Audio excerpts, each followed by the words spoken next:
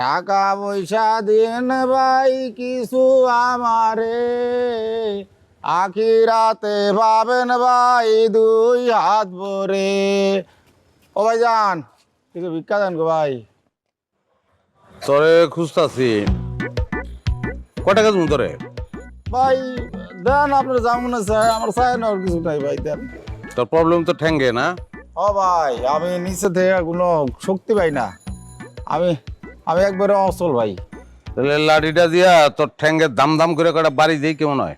ভাই এটা কি কইতেছেন? আমি গরিব মানুষ, আমার পায়ে বাড়ি দিবেন মালে পায়ে পায়ে দিলাম বাঁচুন নাকি? ও ভাই কি কয়? ওষুধ লাগবো না তোর? ও ভাই ওষুধ লাগবো, টাকা পয়সা লাগবো ভাই, টাকা পয়সা হলে আমি একটু অপারেশন করতাম। অপারেশন করবি? ও ভাই এই এলাকায় অপারেশন তো আমিই করি রে। হ্যাঁ, এই দাম দাম করে বাড়ি দিব তোর ঠ্যাঙ্গে, দেখবি অপারেশন সাকসেসফুল। কি করতেছে?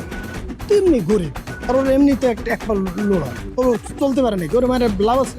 ভাই দেখছেন আমি গরিব মানুষ ভাই, দেখছেন আমার মারতেছে। আপনার বড় লোক তো গরিবের দুঃখ বুঝেন না, এই জন্য মারতেছেন। গরিব কিন্তু অনেক কষ্ট আছে ভাই, বুঝছেন তো? গরিবের দুঃখ দেখতে চাস? হ্যাঁ দেখো, এই চল সবাই মিলে গরিবের দুঃখ দেখি। বহুদিন গরিব মারি না রে। তাই তো বলি উপায় নাই, মায়ের উপর ওষুধ নাই। ওই দেখ গরিবের দুঃখ দৌড়াইতেছে। এটা কি হলো? আরে কাহিনী আছে। কালকে রাইতে আমি বারান্দায় এসে খারাইছি, নিচে দেখি কি যে এই শালায় হুইল চেয়ারের উপর বসে রয়েছে। দেখে আমার কেমন মায়া লাগলো, খালি নিয়ত করছি যে নিচে নাইমা কিছু টাকা পয়সা দিব।